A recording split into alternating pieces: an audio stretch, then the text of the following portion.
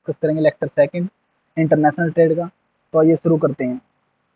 देखिए कल हमने इंटरनेशनल ट्रेड में डिस्कस किया था सबसे पहले मर्कलनिस्ट थॉट को। तो मर्कलनिस्ट के अकॉर्डिंग क्या है, इंटरनेशनल ट्रेड जो है वो क्या है, zero sum game. Zero sum game क्या होता है भाई, एक का प्रॉफिट दूसरे का लॉस। क्लियर है, उसको हम क्या बोलते हैं, जीरो सम गेम। तो मर्कलिस्ट लोगों का क्या थॉट था भाई, इनका मानना था कि इंटरनेशनल ट्रेड के अंदर सिर्फ हमें एक्सपोर्ट एक्सपोर्ट करना चाहिए, अगर हम इंपोर्ट करेंगे तो इसमें हमारा लॉस होगा। ये थॉट था मर्कलिस्ट का। उसके बाद इंटरनेशनल ट्रेड के अंदर आया भैया एडम स्मिथ। एडम स्मिथ ने दी एब्सोल्यूट कॉस्ट एडवांटेज।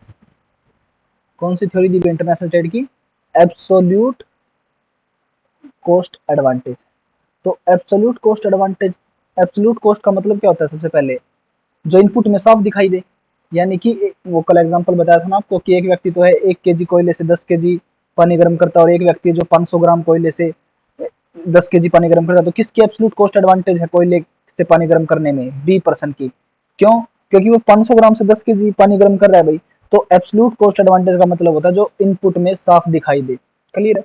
तो एडम स्मिथ क्या बोलते हैं भाई कि इंटरनेशनल ट्रेड से एक्सपोर्टर कंट्री और इंपोर्टर कंट्री बोथ को बेनिफिट होता है। कब, अगर एक देश में एक चीज सस्ती और दूसरे देश में दूसरी चीज सस्ती। फॉर एग्जांपल मैं अगर कल हमने एग्जांपल लिया था वीट और मीट का भाई। तो मान लो फार्मर वाली कंट्री के अंदर वीट सस्ता है, रेंचर वाली कंट्री के अंदर मीट सस्ता है। तो फार्मर वाली कंट्री किसका प्रोडक्शन करे, वीट का प्रोडक्शन करे। रेंचर वाली कंट्री किसका प्रोडक्शन करे, मीट का प्रोडक्शन करे। तो इससे क्या होगा, टोटल प्रोडक्शन जो मैक्सिमम होगा और बोथ कंट्रीज को इंटरनेशनल ट्रेड से बेनिफिट होगा। ये थॉट था भाई एडम स्मिथ का। क्लियर है। उसके बाद आया भाई डेविड, क्लासिकल थॉट है भैया। उसके बाद आया David Ricardo comparative cost advantage लेकर। क्लियर है भाई, कंपैरेटिव कॉस्ट एडवांटेज लेकर आया भाई। तो एडम सॉरी रिकार्डो ने आपसे क्या बोला भाई कि एडम स्मिथ के अकॉर्डिंग क्या है कि इंटरनेशनल ट्रेड कब पॉसिबल है, जब एक कंट्री के अंदर कोई एक कम्युनिटी सस्ती हो, दूसरी के अंदर कोई दूसरी कम्युनिटी सस्ती हो, तभी इंटरनेशनल ट्रेड पॉसिबल है। लेकिन रिकार्डो अगर क्या बोलता है भाई कि अगर ऐसा हो कि कोई एक कंट्री बोथ कम्युनिटी के प्रोडक्शन में ही क्या हो, यानी कि सस्ता प्रोड्यूस करिए बोथ कमोडिटी का प्रोडक्शन, यानी कि बोथ कमोडिटी का जो प्रोडक्शन है, यानी कि या आप बोल सकते हो दोनों ही गुड्स के प्रोडक्शन में क्या हो, एफिशिएंट हो। एफिशिएंट का मतलब समझते हो ना, यानी कि दूसरी कंट्री से अगर मैं कंपैरिजन करूं तो एफिशिएंट है वो। जैसे कल हमने एग्जांपल भी लेके चला कि रेंचर वाली जो कंट्री थी यानी कि कंट्री बी, वो वीट के प्रोडक्शन में भी सस्ता, यानी कि वीट का प्रोडक्शन भी फार्मर वाली कंट्री से सस्ता प्रोड्यूस कर रही है, और मीट का प्रोडक्शन भी फार्मर वाली कंट्री से सस्ता प्रोड्यूस कर रही है। क्लियर है। तो अकॉर्डिंग टू एडम स्मिथ तो इस सिचुएशन के अंदर इंटरनेशनल ट्रेड होगा ही नहीं। लेकिन रिकार्डो बोलता है अब भी इंटरनेशनल ट्रेड होगा, और अब भी इंटरनेशनल ट्रेड से क्या है, बोथ कंट्रीज को बेनिफिट होगा। किसके बेस पर, कंपैरेटिव कॉस्ट एडवांटेज के बेस पर। तब हमने क्या निकाला, उनकी डोमेस्टिक अपॉर्चुनिटी कॉस्ट निकाली। अपॉर्चुनिटी कॉस्ट क्या होती है, अवसर लागत। यानी कि अगर मैं ये ना करूं तो इसके बदले ये त्यागना होगा। अरे समझ में, त्याग, त्याग का मतलब समझते हो ना। अपॉर्चुनिटी भाई देखिएगा कैसे, कल भी आपको एग्जांपल बताया था कि मान लो मेरे पास 10 लाख रुपए हैं। क्लियर, 10 लाख रुपए हैं, उनका मान लो मैं या तो एक प्लॉट खरीद सकता हूँ भाई, या मैं उस 10 लाख रुपए से एक गाड़ी ले सकता हूँ। क्लियर, अगर मैं गाड़ी खरीदता हूँ भाई उससे, तो उसके अपॉर्चुनिटी कॉस्ट क्या है, एक प्लॉट भाई। यानी कि उसके बदले में जो प्लॉट छोड़ना पड़ेगा, या अगर मैं एक प्लॉट लेता हूँ तो उसके अपॉर्चुनिटी कॉस्ट क्या है, गाड़ी। समझ रहे हो। यानी कि जब मेरे पास दो ऑप्शन हो कि इससे मैं ये भी कर सकता हूँ वो भी कर सकता हूँ, तो लेकिन दोनों नहीं कर सकता एक साथ, तो उसको बोलते हैं अपॉर्चुनिटी कॉस्ट। क्लियर। तो कल हमने डोमेस्टिक अपॉर्चुनिटी कॉस्ट का रेशियो निकाला। उसके बाद हमने देखा कि किसकी जो है comparative cost, comparative cost advantage किसकी, किस कंट्री की किसके अंदर है। क्लियर अभी। तो इससे हमने जो, तो ट्रेड को बेनिफिट कैसे होगा, तो डोमेस्टिक जो उसका निकल के आया था, देखिए कल मैं आपको दिखाता हूँ भाई, उसका डोमेस्टिक क्या निकल के आया था, देखिएगा दिस, कि फार्मर का क्या निकल के आया था, 1 केजी, 1 मिनट में, 1 केजी वीट के बदले में 250 ग्राम डोमेस्टिक था ये इसका, ये रेंचर का था भाई। क्लियर है। तो इंटरनेशनल ट्रेड कहां पर पॉसिबल होगा, जब फार्मर जो रेंचर जो है उसको 250 ग्राम से कुछ ना कुछ ऊपर मीट दे, तब बदले में वो उसको 1 केजी मीट देगा। क्लियर है ना। तो इससे बहुत कंट्री गेन करेंगी। लेकिन अभी रिकार्डो ने भी ये नहीं बताया कि इंटरनेशनल ट्रेड यानी कि इंटरनेशनल टर्म्स ऑफ ट्रेड कहां पर डिसाइड होती है। इसका डिस्कस हम आगे करेंगे भाई, आगे जेएस मिल की थ्योरी भी करेंगे। क्लियर है। उससे पहले ऑफर करो करेंगे। तो ये अभी तक किसी ने नहीं बताया कि भाई इंटरनेशनल ट्रेड से किस कंट्री को कितना बेनिफिट होगा। इसका डिस्कस भी हम आगे चल के इंटरनेशनल ट्रेड के अंदर करेंगे भाई। क्लियर है। तो अभी तक हमारी तीन थॉट कर चुके हैं मर्कलिस्ट की, और 2 थ्योरी कर चुके क्लासिकल, एडम स्मिथ की और डेविड रिकार्डो की। क्लियर है। तो इसके जंक्शन को तो आपको पता ही लग गया होगा भाई। क्लियर है। अब देखिएगा, आज मैं आपको नोट्स भी सेंड कर दूंगा भाई इंटरनेशनल ट्रेड का, देखो आगे। उसके बाद देखिए भाई एबरलर की थ्योरी देखिए आप, सॉरी देखो भाई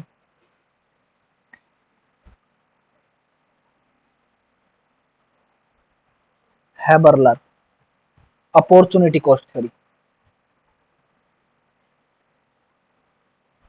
अपॉर्चुनिटी कॉस्ट थ्योरी। तो देखिएगा एबरलर की आई भी, उसके बाद अपॉर्चुनिटी कॉस्ट थ्योरी। क्लियर। अभी तक इन्होंने ये तो डिस्कस कर लिया अभी कि कौन सी कंट्री किसका प्रोडक्शन करेगी, समझ रहे हो ना कि, और अजम्पशन भी आप पढ़ के आ चुके हो। एडम स्मिथ का थॉट आपको पता चल चुका है, रिकार्डो का थॉट आपको पता चल चुका है, दोनों ही क्या थे, क्लासिकल थॉट था भाई। इसके बाद में एबरलर, और आकर क्या बोलता है कि फैक्टर ऑफ प्रोडक्शन सिर्फ और सिर्फ लेबर नहीं होती। अभी तक हम पीछे बढ़ के आए ना, एक इसके ऊपर बेस्ड थी दोनों theory, labour theory of value. कल भी आपको बताया था लेबर थ्योरी ऑफ वैल्यू क्या होता है, केवन किसकी है, कार्ल मार्क्स की। लेबर थ्योरी ऑफ वैल्यू क्या होता है, जिसमें फैक्टर ऑफ प्रोडक्शन सिंगल हो और वो क्या हो, लेबर, उसको क्या बोलते हैं, labour theory of value. Clear अभी। तो एबरलर आया भैया, एबरलर ने आते ही क्या बोला कि फैक्टर ऑफ प्रोडक्शन सिर्फ और सिर्फ लेबर नहीं होती भाई, साथ में किसका रोल भी होता है, कैपिटल का। आते ही एक अजम्पशन दूर कर दी भाई इनकी, यानी कि एक अजम्पशन थी वो खत्म कर दी भाई। इसने आते ही अजम्पशन के अंदर क्या चेंज कर दिया कि फैक्टर ऑफ प्रोडक्शन सिर्फ और सिर्फ लेबर नहीं होती, उसमें किसका भी रोल होता है, कैपिटल का। यानी कि कौन सा थॉट लेके चला है ये, नियो क्लासिकल। तो इसीलिए इसको कौन सी थ्योरी भी बोलते हैं भाई, neo classical theory of international trade. याद रखना भी, देखिए अभी तक हम पीछे करके आए classical theory of international trade, अब हम कर रहे हैं new classical theory of international trade. इसके बाद मैं आपको करूंगा modern theory of international trade. Clear. तो अब देखिएगा न्यू क्लासिकल इकोनॉमिस्ट है भैया, जो कि ये लेबर के साथ किसका रोल भी ले रहा है इकोनॉमी के अंदर, कैपिटल का। कि प्रोडक्शन के अंदर लेबर का ही रोल नहीं है, उसके साथ में कैपिटल का भी रोल है। क्लियर भाई। दूसरी रिकार्डो की दूसरी मान्यता को कौन सी को खत्म करता है भाई, अभी तक हम पीछे क्या पढ़ के आए हैं कि cost of production is constant है। कल भी आपको बताया था ना कि अगर 8 आवर लेबर दिए तो क्या फैक्टर ऑफ प्रोडक्शन फिक्स, लेकिन कॉस्ट ऑफ प्रोडक्शन भी फिक्स थी उनमें, कि अगर 15 मिनट में 1 kg वीट तैयार हो रहा है तो नेक्स्ट 15 मिनट में भी 1 kg, नेक्स्ट 15 में भी, यानी कि 8 घंटे अगर मैं पूरा का पूरा यूज कर दूं वीट के प्रोडक्शन में, तो भी 15 मिनट के अंदर ही 1 kg वीट का जो है प्रोडक्शन होगा। यानी कि क्या, कि जो वीट का जो प्रोडक्शन की कॉस्ट है वो क्या है, constant, cost of production is constant. लेकिन ये क्या बोलता है हैबरलर, हैबरलर बोलता है कि रियल लाइफ में कांस्टेंट भी हो सकती है, इंक्रीजिंग भी हो सकती है और डिक्रीजिंग भी हो सकती है, कुछ भी हो सकती है कॉस्ट तो। समझ लो ना ये क्या बोल रहा भाई, देखो क्लासिकल थॉट ने क्या बोला कि कॉस्ट ऑफ प्रोडक्शन जो है वो कांस्टेंट होगी, लेकिन एबरलर आती क्या बोलता है भाई कि प्रोडक्शन की जो कॉस्ट है वो कांस्टेंट भी हो सकती है, इंक्रीजिंग भी हो सकती है और डिक्रीजिंग भी हो सकती है, यानी कि तीनों तरीके की कॉस्ट हो सकती है। क्लियर है। तो अब देखिएगा ये तीनों तरीके से बताता भी अपनी थ्योरी को। देखो अभी मैं आपको करवा रहा हूँ भाई, अगर कांस्टेंट कॉस्ट हो तो इंटरनेशनल ट्रेड कैसे होगा, कांस्टेंट कॉस्ट, ध्यान से समझिएगा भाई, कांस्टेंट कॉस्ट। देखो भाई यहाँ पे मैं मान लेता हूँ भाई कैपिटल एबोनेंट गुड्स है मशीन, और यहाँ पर मैं मान लेता हूँ भाई वेट ले लो भाई। ठीक है भाई, ये क्या लेबर एबोडेंट गुड्स, यानी कि लेबर एबोडेंट कमोडिटी है भाई। अब देखिएगा पहले मैं कौन सा करवा रहा हूँ, कांस्टेंट कॉस्ट। तो आपको पता भी होगा भाई अगर कांस्टेंट कॉस्ट हो, देखिएगा मैं यहीं पे यहाँ पे निकाल के दिखाता हूँ। अगर कांस्टेंट कॉस्ट हो तो पीपीएफ, पीपीएफ समझते हो ना, मतलब प्रोडक्शन पॉसिबिलिटी फ्रंटियर या प्रोडक्शन पॉसिबिलिटी करो, जो मैं आपको पीछे माइक्रो के अंदर डिटेल में डिस्कस करवा चुका हूँ। जनरल इक्विलिब्रियम जब हमने किया था ना, तो जनरल इक्विलिब्रियम के अंदर क्या निकला था, ये थी हमारी प्रोडक्शन कॉन्ट्रैक्ट करो। प्रोडक्शन कॉन्ट्रैक्ट करो को हमने डायग्राम के अंदर दिखाया था, तो इसको हमने क्या बोला था, पीपीएफ, पीपीसी, क्लियर ना, प्रोडक्शन पॉसिबिलिटी कॉन्ट्रैक्ट करो या प्रोडक्शन पॉसिबिलिटी फ्रंटियर। क्लियर भी, इसको ये बोला था भी हमने। तो ये प्रोडक्शन पॉसिबिलिटी कर्व जो था इसकी शेप कैसी आई थी उस टाइम हमारी, इस टाइप की। और ये कौन सी शेप थी, जब कौन सी कॉस्ट हो, इंक्रीजिंग, जब इंक्रीजिंग अपॉर्चुनिटी कॉस्ट हो तब कॉस्ट क्या, तब पीपीएफ की शेप कैसी आती है, या पीपीसी की शेप दिस टाइप की। और कांस्टेंट कॉस्ट मैं समझाऊंगा अभी आपको, दोबारा भी निकाल के बताऊंगा, अभी एक बार आप देखते जाइएगा। हम पीछे करके आ चुके हैं, इंक्रीजिंग अपॉर्चुनिटी कॉस्ट का मतलब क्या होता है वो समझिएगा आप। देखिए कांस्टेंट अपॉर्चुनिटी कॉस्ट का मतलब क्या होता है, कांस्टेंट अपॉर्चुनिटी कॉस्ट का मतलब होता है कि अगर मैं एक गुड्स को छोड़ दूं तो नेक्स्ट टाइम भी उसके बदले में एक कमोडिटी मिलेगी, नेक्स्ट टाइम छोड़ दूं तो भी एक, नेक्स्ट टाइम छोड़ दूं तो भी एक। इंक्रीजिंग अपॉर्चुनिटी कॉस्ट का मतलब क्या होता है, स्टार्टिंग में एक के बदले एक मिला, नेक्स्ट टाइम एक के बदले में एक से थोड़ा कम मिला, नेक्स्ट टाइम एक के बदले में उससे और ज्यादा कम मिला। यानी कि जैसे जैसे मैं आगे बढ़ता जा रहा हूँ एक छोड़ना तो मुझे उतना ही पड़ा, लेकिन मिलता मुझे उससे कम जा रहा हो, तो उसको वो क्या बोलते हैं, इंक्रीजिंग अपॉर्चुनिटी। देखिए मैं आपको डायग्राम से दिखाता हूँ भाई, देखिएगा पीपीएफ कैसे निकालते हैं। कांस्टेंट कॉस्ट हो तब पीपीएफ या पीपीसी, समझते हो ना, पीपीसी की शेप क्या होगी वो देखिएगा। तब पीपीसी की शेप, एक मिनट, तब पीपीसी की शेप होगी भाई दिस, इस टाइप की स्ट्रेट लाइन। समझ, जब कांस्टेंट कॉस्ट हो तो पीपीसी या पीपीएफ की शेप क्या होती है जी, स्ट्रेट लाइन। देखिएगा इसका मीनिंग क्या है, यानी कि यहाँ पर मैं मशीन ले रहा हूँ, यहाँ पर मैं वेट ले रहा हूँ, तो एक मशीन के बदले एक वेट मिला, नेक्स्ट टाइम भी एक मशीन के बदले एक वेट मिला, नेक्स्ट टाइम भी एक मशीन के बदले एक वेट मिला, नेक्स्ट टाइम भी एक मशीन के बदले एक वेट मिला। समझ रहे हो, यानी कि हर टाइम क्या है, हर टाइम जो है ये कांस्टेंट है भाई, क्लियर है। तो उसको क्या बोलते हैं, कांस्टेंट कॉस्ट। तो जब कांस्टेंट कॉस्ट हो तब पीपीएफ या पीपीसी की शेप क्या होती है, स्ट्रेट लाइन। समझे। तो अब देखिएगा, अब मैं कौन सा करवा रहा हूँ एबलर, एबलर के अकॉर्डिंग कॉस्ट जो है वो तीन तरीके से उसके, यानी कि इकोनॉमी के अंदर इंक्रीजिंग रिटर्न भी मिल सकता है, कांस्टेंट रिटर्न भी मिल सकता है, डिक्रीजिंग रिटर्न भी मिल सकता है, क्लियर है। तो पहले मैं आपको करवा रहा हूँ, अगर कांस्टेंट कॉस्ट हो किसी कंट्री के अंदर तब इंटरनेशनल ट्रेड कैसे होगा, क्लियर है भाई। तो देखिएगा, देखिएगा भाई, मान लीजिए कि ए कंट्री जो है वो कैपिटल एबोडेंट है, तो ए का ये पीपीएफ, एक मिनट,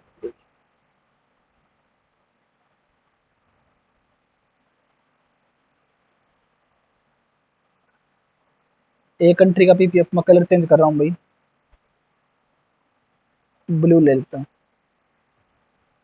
आपको भी कलर चेंज करने होंगे, जब आप फेयर नोटबुक में करोगे ना या रफ में भी करो तो भी कलर चेंज करोगे आप। ये है बी कंट्री का, बताऊंगा अभी ऐसा क्यों, इनकी शेप ऐसी क्यों है बताऊंगा अभी सब।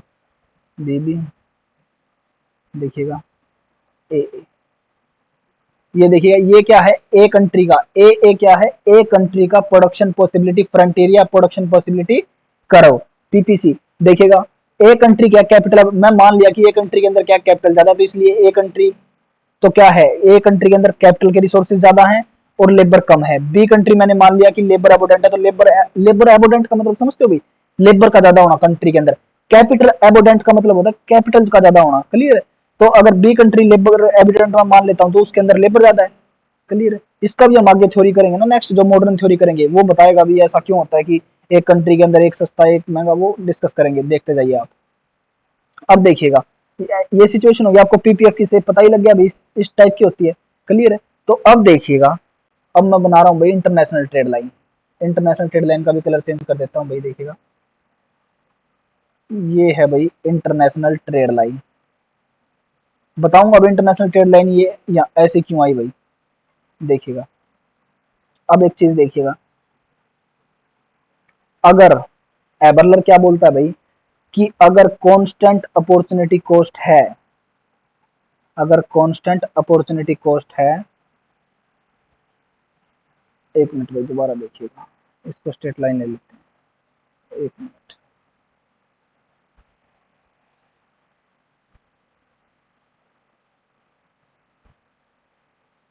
देखिएगा, देखिए भाई, इससे पहले मैं आपको एक बार ट्रेड दिखा देता हूँ कैसे, अभी उसके बाद बताऊंगा। अभी देखो, मान लेता हूं मैं, देखिए कि इंटरनेशनल ट्रेड से पहले, ये देखिए रेड कलर की जो आईसो पीपीसी पीपीसी है भाई, प्रोडक्शन पॉसिबिलिटी कर्व, वो ए का डोमेस्टिक है भाई, ए कंट्री का डोमेस्टिक, और बी क्या है, लेबर अबोडेंट कंट्री। ब्लू कलर का जो पीपीसी है वो किसका है, बी कंट्री का। अब देखिए मैं क्या मान लेता हूँ भाई, मैं मान लेता हूँ कि ए कंट्री डोमेस्टिकली यहाँ पर प्रोडक्शन कर रही है, इस पॉइंट पर। कलर चेंज करता हूँ, एक मिनट भाई, रेड कलर से दिखाता हूँ, देखिएगा ए कंट्री डोमेस्टिकली यहाँ पर प्रोडक्शन कर रही है, तो यहाँ पर प्रोडक्शन कर रही है तो उसकी अपॉर्चुनिटी कॉस्ट क्या है, देखिएगा ध्यान से समझिएगा, उसकी अपॉर्चुनिटी कॉस्ट क्या है भाई, इतने के बदले इतना। समझ रहे हो ना क्या बोल रहा हूँ, क्या बोल रहा हूँ भाई, अगर वो इतनी कैपिटल छोड़ती है, यानी कि इतनी कैपिटल अगर वो छोड़ती है तो उसके बदले कितना मिलता है उसको डोमेस्टिकली। देखिएगा मैं इसको नाम दे देता हूँ भाई, या मान लो, एक मिनट भाई, इसको नाम दे, या आप ऐसा करो भाई, इस पॉइंट से ही ले लो, एक मिनट भाई, देखिएगा आप इस पॉइंट से ले लो भाई, कि मान लो वो डोमेस्टिकली इतना प्रोडक्शन करती है इस पॉइंट पर, इस पॉइंट पर प्रोडक्शन करती है डोमेस्टिकली। तो ध्यान से समझिएगा इस पॉइंट को, डोमेस्टिकली यहाँ पर प्रोडक्शन करती है, इसका मतलब क्या है कि वो डोमेस्टिकली, हाईलाइट करके दिखा रहा हूँ भाई, डोमेस्टिकली ए बी पोर्शन दिख रहा है ना अभी आपको, ए बी मशीन के बदले कितना मिल रहा है उसको बी, और मैं इसको नाम दे देता हूँ इस पॉइंट को सी। ठीक है भाई, तो ए बी मशीन के बदले डोमेस्टिकली कितना, देखिए अगर डोमेस्टिकली उसे 20 मात्रा में वीट चाहिए हुआ तो कितनी मशीन छोड़नी पड़ेगी, एक भी मात्रा में मशीन को है छोड़ना, यानी कि कैपिटल एबोडेंट जो गुड्स है, मशीन कुछ भी हो सकती है कैपिटल एबोडेंट गुड्स, मैंने एग्जांपल लिया मशीन और वीट का। तो अगर डोमेस्टिकली वो 20 मात्रा में 20 क्वांटिटी के अंदर अगर वीट प्रोड्यूस करना चाहता है तो डोमेस्टिकली कितना छोड़ना पड़ेगा मशीन को, एक भी मात्रा में मशीन जो है उसको छोड़नी होगी। अगर वो इंटरनेशनल ट्रेड करता है, तो ये इंटरनेशनल ट्रेड लाइन है ना, दिस ये क्या इंटरनेशनल ट्रेड लाइन, इसको आप नाम भी दे सकते हो भाई टीटी, टीटी नाम भी दे सकते हो भाई आप इसको, ये क्या इंटरनेशनल ट्रेड लाइन। तो अगर वो इंटरनेशनल ट्रेड करता है, अगर वो इंटरनेशनल ट्रेड करता है तो सेम एक भी मात्रा में मशीन के बदले कितना मिलेगा बी डी, कितनी कैपिटल कितना वीट मिलेगा, सॉरी बी डी, दोबारा देखिएगा, अगर वो डोमेस्टिकली प्रोडक्शन करता है मान लो सी पॉइंट पर, अरे देखिएगा जरूरी नहीं है कि वो सी पॉइंट पर, आपकी मर्जी, आप इसको यहाँ पर भी दिखा सकते हो कि मान लो डोमेस्टिकली वो यहाँ पर प्रोडक्शन करता है, देखिएगा मैं यहाँ पर भी दिखाता हूँ आपको, देखिएगा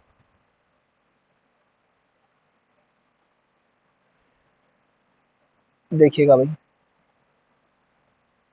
देखो भाई, मान लीजिए वो डोमेस्टिकली इस पॉइंट पर प्रोडक्शन कर, इस पॉइंट पर प्रोडक्शन करता है, मान लो इस पॉइंट पर प्रोडक्शन करता है, तो डोमेस्टिकली इस पॉइंट पर प्रोडक्शन का मतलब क्या है कि वो ए, इसको मान नाम दे दीजिए आप, सी नाम दे दीजिए, कि एसी मशीन के बदले, एसी मशीन के बदले कितना मिल रहा है उसको डोमेस्टिकली सीडी, सीडी मिल रहा है डोमेस्टिकली, लेकिन अगर वो इंटरनेशनल ट्रेड करता तो कितना मिलता, सेम एसी मशीन के बदले सीई मिलता। दोबारा देख, समझ गए ना आप, देखो दोबारा देखिए एक बार, अगर वो डोमेस्टिकली प्रोडक्शन करता डी पॉइंट पर, डी पॉइंट पर प्रोडक्शन का मतलब क्या है, एसी मशीन के बदले कितना मिल रहा है सीडी, सीडी मिल रहा है भाई। अगर वो इंटरनेशनल ट्रेड करे, अगर वो इंटरनेशनल ट्रेड करता है तो इंटरनेशनल ट्रेड लाइन कौन सी है, दिस टीटी मात्रा में जो ये टीटी जो है ये कौन सी है, इंटरनेशनल ट्रेड लाइन। अब देखिएगा आप इसको कि अगर वो इंटरनेशनल ट्रेड करता है तो एससी मशीन के बदले कितना मिलता है उसको अब सीई, यानी कि इंटरनेशनल ट्रेड से कितना गेन मिला उसको डीई मात्रा में, यानी कि ये वाला, इसको मैं हाईलाइट करके दिखाता हूं, देखिएगा ये वाला क्या है डीई मात्रा में जो पोर्शन है डीई, वो क्या है gain from trade, gains from trade किसका, ए कंट्री का, समझो भाई, ये क्या है भाई डीई मात्रा में gains from trade A country का, क्लियर है ना। अब मैं देखिए बी कंट्री का निकाल के, अरे देखो आप इस पॉइंट से भी दिखा सकते हो इसको, यहाँ से, पहले यहाँ से इसलिए दिखा था ताकि आपको ये सी पॉइंट एक्स्ट्रा ना लेना पड़े, तो आप बी से भी काम चला सकते हो, क्लियर।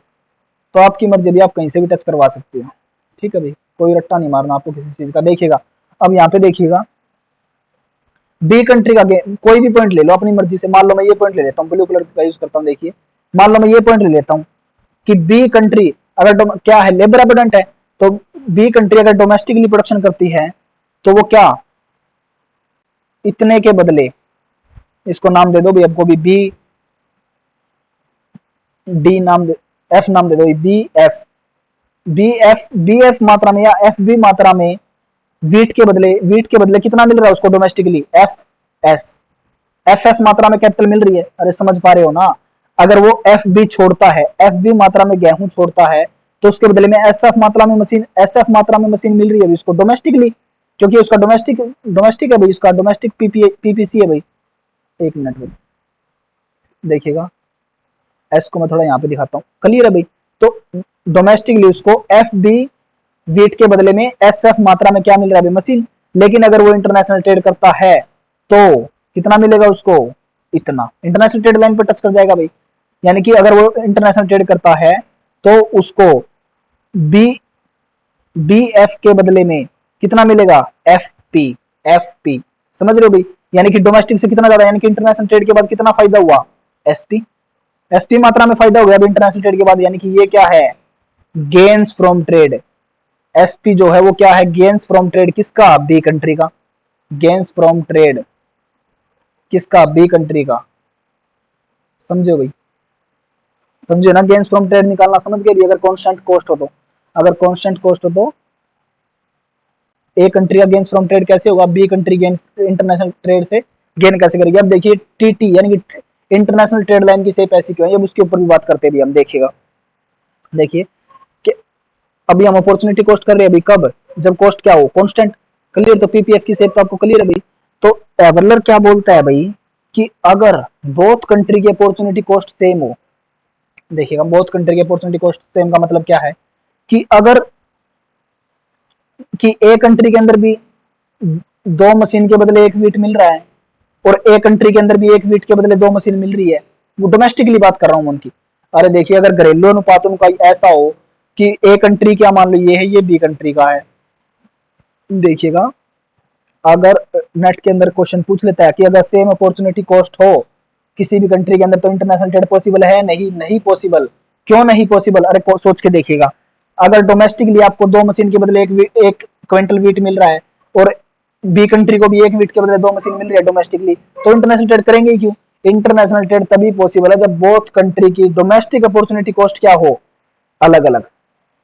समझ रहे हो। अब मतलब क्या बोलता है भाई कि इंटरनेशनल ट्रेड तभी पॉसिबल है जब बोथ कंट्री की अपॉर्चुनिटी कॉस्ट क्या हो, डिफरेंट हो। क्लियर है, एक तो ये बोलता है भाई। उसके बाद देखिए ये क्या बोलता है भाई कि अगर कांस्टेंट कॉस्ट है तो बोथ कंट्री फुल स्पेशलाइजेशन करेंगी। समझ रहे हो क्या बोल रहा हूँ। ये बोलता है भाई अगर कांस्टेंट कॉस्ट है, कांस्टेंट कॉस्ट का मतलब समझते हो ना, चाहे मैं वीट का कितना ही प्रोडक्शन कर लूं, चाहे मैं मशीन का कितना ही प्रोडक्शन कर लूं, कॉस्ट मेरी क्या रहेगी पर मशीन। अगर 10 रुपए है तो पर मशीन कितनी रहेगी, 10 रुपए ही रहेगी। समझ रहे हो, यानी कि कॉस्ट क्या रहेगी, कितनी भी क्वांटिटी प्रोड्यूस करूं, चाहे मैं वीट की और मशीन की, कॉस्ट क्या रहेगी प्रोडक्शन की, कांस्टेंट, तो उसको बोलते हैं कांस्टेंट कॉस्ट। तो अगर इंपॉर्टेंट बात बोल रहा हूं मैं, बिल्कुल ध्यान से सुनिएगा कि अगर कांस्टेंट कॉस्ट है तो बोथ कंट्री फुल स्पेशलाइजेशन करेंगी। किस सिचुएशन में, अगर बोथ कंट्री का साइज लगभग सेम है तो। लेकिन अगर एक कंट्री स्मॉल है और एक कंट्री लार्ज है तो स्मॉल कंट्री तो फुल स्पेशलाइजेशन करेगी but large country full specialisation नहीं करेगी। अब इसका रीजन सुनिएगा ध्यान से, देखिएगा मैंने क्या बोला है कि अगर कांस्टेंट कॉस्ट है, कांस्टेंट अपॉर्चुनिटी कॉस्ट है तो बोथ कंट्री फुल स्पेशलाइजेशन करेगी। कब, कंडीशन क्या है साथ में, अगर बोथ कंट्री का साइज क्या हो, सेम। किसमें साइज सेम, अब यहां पर इकोनॉमिकली बात नहीं हो रही भाई, देखिएगा चलो बात में बात करता हूं, एक बार समझिएगा। तो क्या होगा, बोथ कंट्री क्या करेंगे, फुल स्पेशलाइजेशन। लेकिन अगर एक छोटी कंट्री है एक बड़ी कंट्री है तो छोटी कंट्री तो फुल स्पेशलाइजेशन करेगी लेकिन बड़ी कंट्री फुल स्पेशलाइजेशन नहीं करेगी। क्यों, क्योंकि छोटी कंट्री जो है वो बड़ी कंट्री की डिमांड को फुलफिल नहीं कर सकती।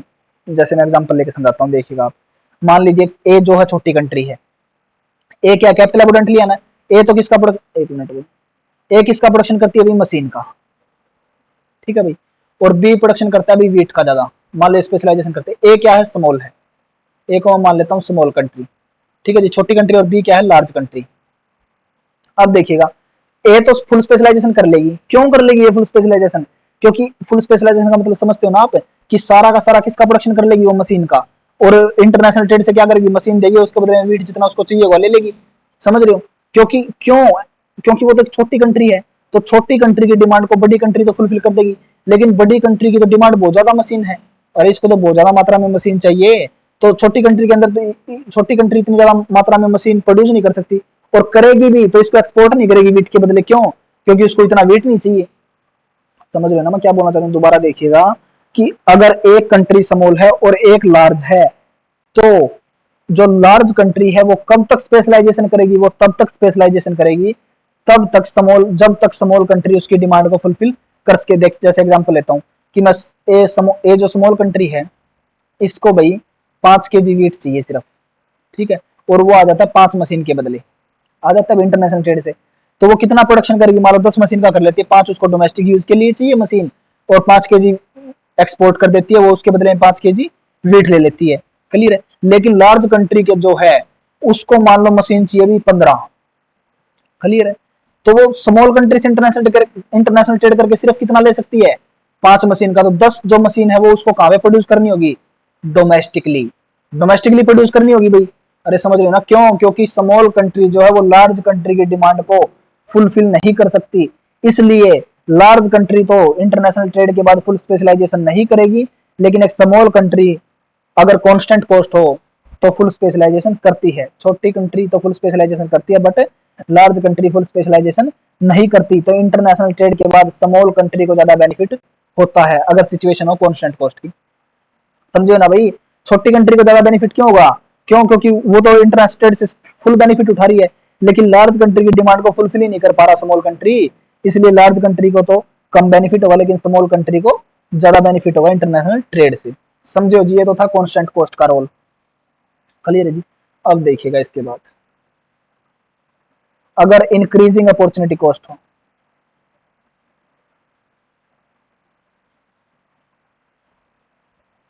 इंक्रीजिंग अपॉर्चुनिटी कॉस्ट, अगर इंक्रीजिंग अपॉर्चुनिटी कॉस्ट हो तो देखिएगा एबरलर के अकॉर्डिंग इंटरनेशनल ट्रेड कैसे होगा। सबसे पहली बात तो ये देखिएगा कि अगर इंक्रीजिंग अपॉर्चुनिटी कॉस्ट है तो पीपीएफ की शेप कैसी होगी। देखिएगा, आपको करवाऊंगा अभी, देखो भाई, देखिए यहाँ पे मैं पीपीएफ बनाता हूँ भाई, यहाँ पे मशीन ले लीजिएगा, यहाँ पे वीट ले लीजिएगा। देखिएगा पीपीएफ की शेप उस कंडीशन में होती है भाई कनकेव टू द ओरिजिन। ये कौन सी शेप बोलते हैं अभी इसको? Concave. Convex to the origin तो आपको क्लियर होगा ना, जो हमारा इंडिफरेंस करे वो क्या है? Convex to the origin. जो हमारा आइसो क्वांट है वो भी क्या है? Convex to the origin. Isocost line और बजट लाइन हमारी क्या है? Constant state line. ठीक है भाई, तो देखिएगा कनकेव, कनकेव टाइप की होगी भाई, कनकेव टाइप की होगी तो उसको हम क्या बोलते हैं? Increasing opportunity cost. Of diagram से समझाता हूँ आपको, देखिए इंक्रीजिंग अपॉर्चुनिटी कॉस्ट का मतलब क्या होता है वो देखिएगा। देखिएगा क्या मतलब होता है। स्टार्टिंग में तो क्या है, देखिए मैं कितनी देखते जाइएगा आप समझ जाओगे। स्टार्टिंग की कंडीशन देखिए, इतनी मशीन छोड़ी ना सिर्फ, उसके बदले में कितना मिल रहा है? इतनी मात्रा में वेट मिल रहा है। समझ रहे हो? नेक्स्ट सेम क्वांटिटी छोड़ता हूं मैं, इतनी ही सेम क्वांटिटी छोड़ी, लेकिन अब की बार क्या हुआ? सेकंड टर्म में देखिए इतनी छोड़ी, लेकिन मिला क्या? उससे कम। पहले देखिए, पहले तो मिला इतना, लेकिन अब उससे कम। थर्ड टाइम भी मैं सेम छोड़ता हूं, अब उससे भी कम। समझ रहे हो? फोर्थ टाइम भी मैं उतना ही छोड़ता हूं, अब उससे भी कम। जैसे जैसे मैं आगे बढ़ता जाऊंगा, सेम क्वांटिटी छोड़ने पर मुझे वेट की और कम क्वांटिटी मिलती जाएगी। समझ रहे हो? अगर मैं यहाँ पे देखिए जैसे जल्दी जल्दी करता हूं तो मैं सेम क्वांटिटी छोड़ता जा रहा हूं और कम मिलती जा रही है। क्लियर है? तो इसको हम क्या बोलते हैं? Increasing opportunity cost. देखिए स्टार्टिंग की फर्स्ट यूनिट में इतना मिला, सेकंड टाइम सेम मात्रा में मशीन छोड़ने पर उसकी अपॉर्चुनिटी कितनी मिली मुझे? उससे कम। क्लियर? तो उसको क्या बोलते हैं? Increasing opportunity cost. यानी कि मैं जैसे जैसे मशीन को छोड़कर वीट का प्रोडक्शन बढ़ाता जाऊंगा, मेरी कॉस्ट जो है वो इंक्रीज होती जाएगी। और रियल लाइफ में यही तो होता है, इसीलिए तो हमने क्या किया था, जो हमारा जनरल इक्विलिब्रियम लिया था तो उसमें वो सॉरी पीपीएफ की शेप थी वो कैसी ली थी? दिस टाइप की, कनकेव टू दी ओरिजिन। और रियल लाइफ में यही होता है, वो आगे हम मॉडर्न थ्योरी के अंदर करेंगे डिटेल में। अभी आप देखिएगा, इंक्रीजिंग जब अपॉर्चुनिटी कॉस्ट हो तो पीपीएफ या पीपीसी की शेप क्या होती है? Concave to the origin. समझ गए ना अब इसकी शेप ऐसी क्यों होती है इंक्रीजिंग में? अब देखिएगा, अब मैं एक कंट्री का ले रहा हूँ, यहाँ पे क्या है मेरी मशीन, यहाँ पे मेरा क्या है? वेट। ठीक है भाई, ये मशीन है, ये वेट है। अब देखिएगा, ये तो मान लो है ए कंट्री का। ए कंट्री क्या मान ली मैंने? कैपिटल एबोडेंट। तो अरे आप डायग्राम देखकर साफ बता सकते हो ना कि कौन सी कंट्री कैपिटल एबोडेंट है, कौन सी कंट्री लेबर एबोडेंट। अरे देखिए ये पीपीएफ जो है कैपिटल की साइड ज्यादा, तो इसका मतलब क्या? इस देश के अंदर कैपिटल ज्यादा है। अब देखिए मैं बी कंट्री का बनाता हूँ भाई, देखिएगा बी कंट्री का पीपीएफ देखने पर पता लग रहा है भाई कि इसके अंदर कैपिटल थोड़ी है और लेबर ज्यादा है। क्लियर है भाई? तो बी किसका है? लेबर एबोडेंट कंट्री का। अब देखिएगा, और मैं अब इंटरनेशनल ट्रेड लाइन और बना रहा हूँ भाई। देखिए एक मिनट भाई, इसको एक बार हटा देता हूँ भाई, देखिएगा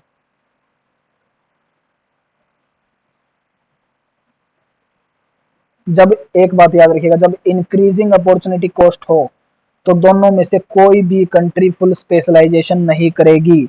अब इसका भी लॉजिक समझिएगा। अरे ये लॉजिक अपनी फेयर नोटबुक में लिख लीजिएगा, ये आपको कहीं नहीं मिलेंगे। देखिएगा, जब इंक्रीजिंग अपॉर्चुनिटी कॉस्ट हो, समझ रहे हो? जब इंक्रीजिंग अपॉर्चुनिटी कॉस्ट हो तो दोनों में से कोई भी कंट्री फुल स्पेशलाइजेशन नहीं करती। क्यों नहीं करती? अब वो देखिएगा आप। देखिए जैसे मैं एक एग्जांपल लेके चलता हूँ, मान लीजिए ए कंट्री को बी कंट्री के साथ इंटरनेशनल ट्रेड करने पर 0.40 पैसे यानी 40 पैसे की वस्तु के बदले 70 पैसे की वस्तु मिल रही थी इंटरनेशनल ट्रेड से। स्टार्टिंग में ये कंडीशन थी, 40 पैसे की वस्तु वो देता और 70 पैसे की मिलती। लेकिन हम कौन सी ले रहे हैं, इंक्रीजिंग अपॉर्चुनिटी कॉस्ट। तो एक कंट्री अब क्या करेगा, मान लो ये मशीन का प्रोडक्शन करता था, ये वीट का प्रोडक्शन करता था, तो अब एक कंट्री क्या करेगा, इंटरनेशनल ट्रेड करने के लिए क्या करेगा, देखिए दे कितने की रहा है, 40 पैसे की वस्तु, बदले मिल कितने की रही है, 70 पैसे की वस्तु। तो वो क्या करेगा, मशीन का प्रोडक्शन बढ़ाएगा और उसको एक्सपोर्ट करेगा। तो प्रोडक्शन जैसे जैसे मशीन का प्रोडक्शन बढ़ाता जाएगा, मशीन की कॉस्ट क्या होती जाएगी, इंक्रीज। क्यों, क्योंकि इंक्रीजिंग अपॉर्चुनिटी कॉस्ट है। तो जैसे जैसे वो मशीन का प्रोडक्शन बढ़ाता जाएगा, तो मशीन की अपॉर्चुनिटी कॉस्ट 0.45, 0.50, एटलीस्ट 0.70 पे भी आएगी भी एक टाइम के बाद। और 0.70 के बदले कितना मिल रहा है, 0.70। तो जब इंक्रीजिंग अपॉर्चुनिटी कॉस्ट हो, तब कोई भी कंट्री, दोनों में से कोई भी कंट्री फुल स्पेशलाइजेशन नहीं करती। स्पेशलाइजेशन कहां तक करती है, जहां तक उनकी डोमेस्टिक जो कॉस्ट है वो किसके इक्वल ना हो जाए, ट्रेड अपॉर्चुनिटी कॉस्ट के। कब तक स्पेशलाइजेशन करती है जी, जब तक डोमेस्टिक अपॉर्चुनिटी कॉस्ट किसके इक्वल हो जाए, equal by equal trade opportunity cost के। ठीक है जी, देखिए दोबारा समझिएगा एग्जांपल को। जब बोथ कंट्री सॉरी जब इंक्रीजिंग अपॉर्चुनिटी कॉस्ट हो, तो दोनों में से कोई भी कंट्री फुल स्पेशलाइजेशन नहीं करेगी। कब तक स्पेशलाइजेशन करेगी, एग्जांपल माइंड में रख लेना कि मान लो एक 40 पैसे की वस्तु के बदले 60 पैसे की मिल रही है, 70 पैसे की मिल रही है। तो वो जैसे जैसे मशीन का प्रोडक्शन बढ़ाती जाएगी उसकी कॉस्ट बढ़ती जाएगी भाई। लेकिन एक टाइम ऐसा भी आएगा कि 70 के बदले 70। तो इसके बाद अगर वो मशीन का प्रोडक्शन करेगा तो क्या होगा, 0.80 यानी कि 80 पैसे की देनी पड़ेगी और बदले में 70 की मिलेगी। तो ये तो कोई बेनिफिट नहीं हुआ भाई, समझ रहे हो ना। तो इसीलिए दोनों में से कोई भी कंट्री फुल स्पेशलाइजेशन नहीं करती। और कहां तक स्पेशलाइजेशन होता है, अरे कहां तक स्पेशलाइजेशन करेगी, जब तक उनकी डोमेस्टिक जो अपॉर्चुनिटी कॉस्ट है वो किसके इक्वल ना हो जाए, ट्रेड अपॉर्चुनिटी कॉस्ट के या इंटरनेशनल अपॉर्चुनिटी कॉस्ट के बोल सकते हो। क्लियर है भाई। तो ये इंक्रीजिंग अपॉर्चुनिटी कॉस्ट, अब इसको देखिए डायग्राम से शो करवाता हूं आपको, समझ गए ना भाई ये तो। अब देखिएगा, और एक बात देखिएगा भाई, कांस्टेंट वाले में पीछे बताना भूल गया भाई। देखो इसका मतलब क्या है, एक मिनट में कलर में थोड़ा ग्रीन कलर लेता हूँ। देखिए इस पॉइंट का मतलब क्या है, ये जो इंटरनेशनल ट्रेड लाइन है ना, देखो ए के पीपीएफ को कहां पर टच कर रही है, इस पॉइंट पर, और बी के पीपीएफ इस पॉइंट पर।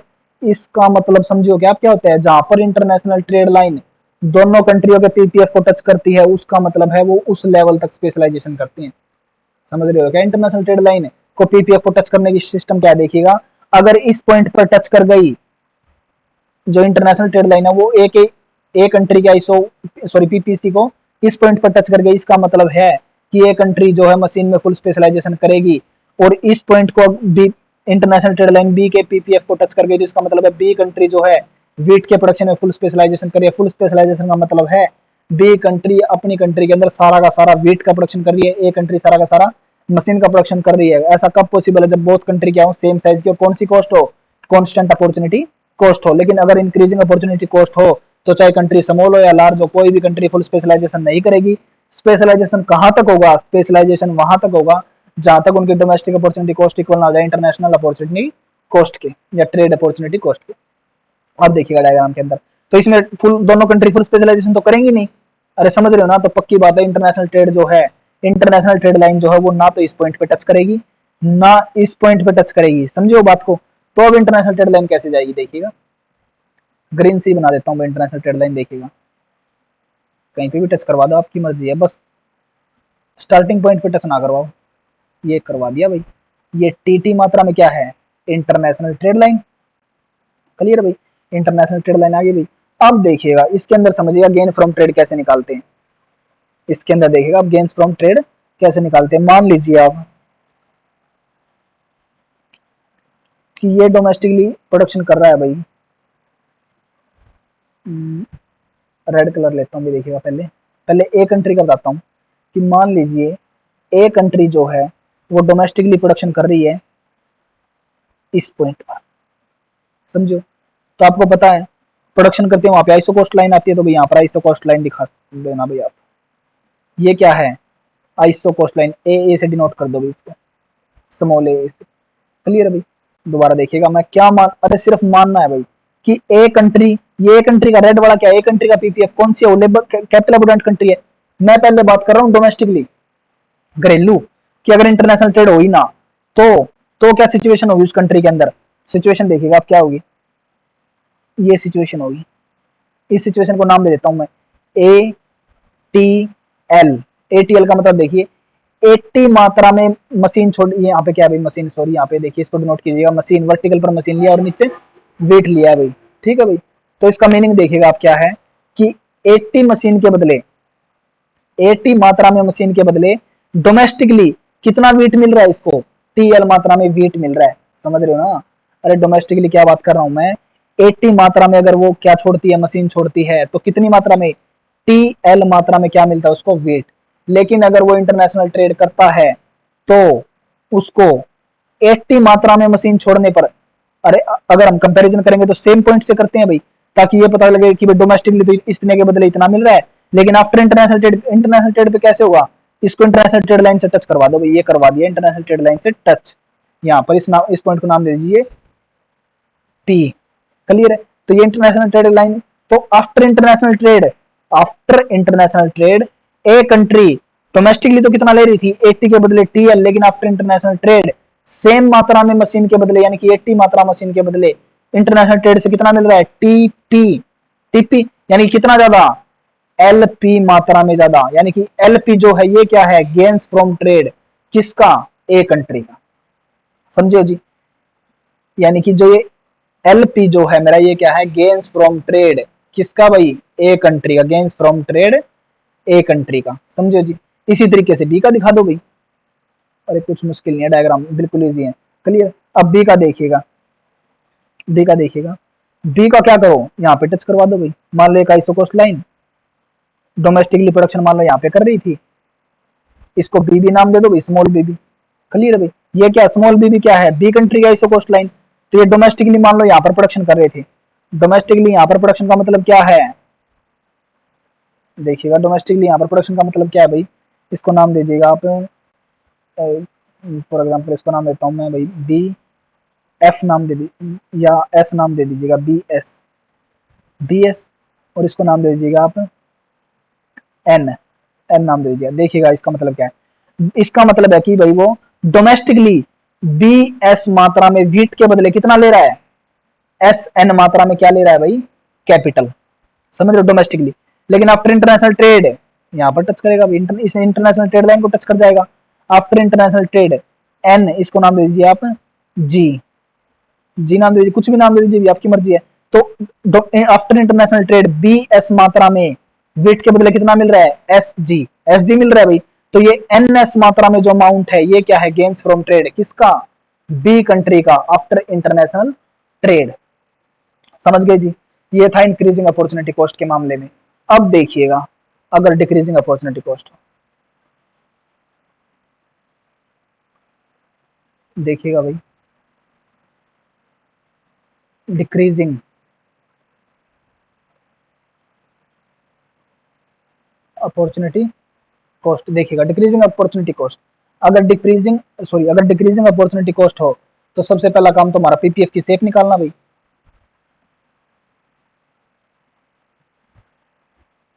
देखिएगा अगर डिक्रीजिंग अपॉर्चुनिटी कॉस्ट हो तो पीपीएफ की शेप निकालता हूँ मैं पहले। देखिए उस सिचुएशन में शेप होती है पीपीएफ की कन्वेक्स टू दी ओरिजिन, समझो भी। अब देखिए इसको प्रूफ करते भी हम, ये मशीन है ये वेट है।